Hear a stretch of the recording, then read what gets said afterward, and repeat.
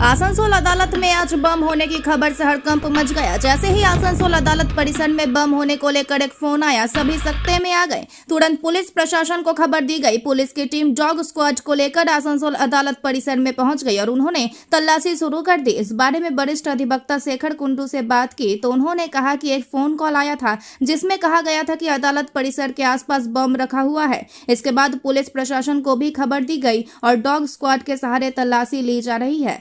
समाचार लिखे जाने तक प्रशासन द्वारा आसनसोल अदालत में तलाशी ली जा रही थी।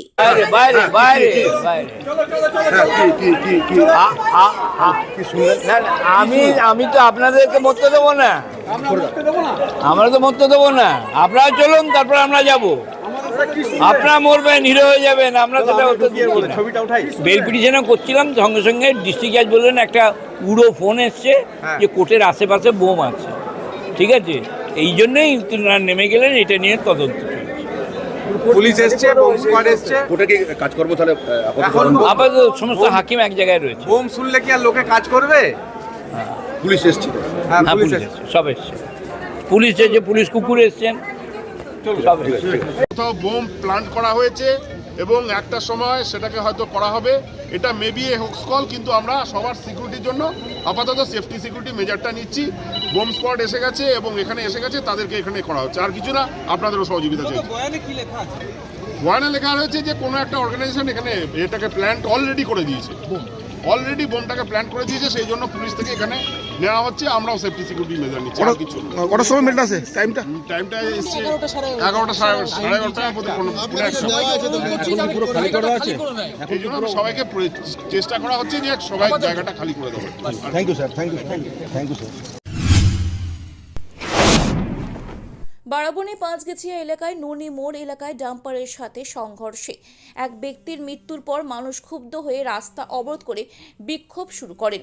তারা বলেন যে এখানে প্রতিদিনই এমন দুর্ঘটনা ঘটছে, কিন্তু প্রশাসন এই দুর্ঘটনা বন্ধেও কোনো মনোযোগ দিচ্ছেন না। আজ ডাম্পারের সাথে সংঘর্ষে একজন ব্যক্তি ঘটনাস্থলেই মারা গেছে, কিন্তু ডাম্পারের মালিকের কোনো সন্ধান পাওয়া যায়নি। বলা যাচ্ছে যে নিহত ব্যক্তির পরিবারকে 40,000 টাকা দেওয়া হবে। তিনি বলেন যে এই কাজটি পুলিশ প্রশাসনের সুরক্ষায় করা হচ্ছে এবং মানুষের জীবনে কোনো মূল্য নেই। তিনি স্পষ্টভাবে বলেছেন যে ডাম্পারের মালিককে ঘটনাস্থলে এসে মৃত ব্যক্তি পরিবারকে যথাযথ ক্ষতিপূরণ দিতে হবে। ড্রাইভার 18 বছর বয়সে গাড়ি চালাচ্ছে, লাইসেন্স নাই, মদ খেয়ে পথ অ্যাক্সিডেন্ট করে দিয়েছে। ও কাজ করে ঘর যা ছিল, ঠিক আছে, রিক্সা করে দিয়েছে।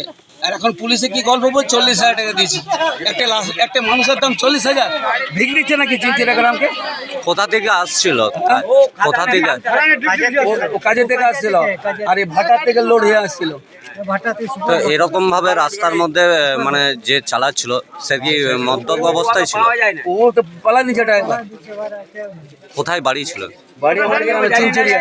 চিনচিরিয়া। কি নাম ছিল? ধীরেন ঘোষ। তো হঠাৎ কি এরকম গাড়ি ঠুকে দিয়ে পরে এইখানেই মারা গেছে? এখানে স্পট ডেট হয়ে গেছে।